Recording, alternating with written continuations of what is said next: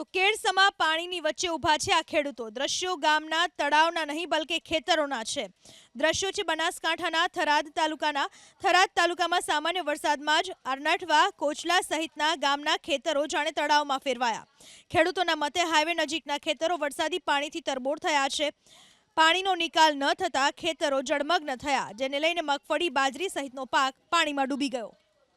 અને પાણી ભરાઈ જાય છે એમ ગણો તો બનાસકાંઠામાં સામાન્ય વરસાદ છે, પણ તે છતાં અમારી આ પરિસ્થિતિ થાય છે વારંવાર।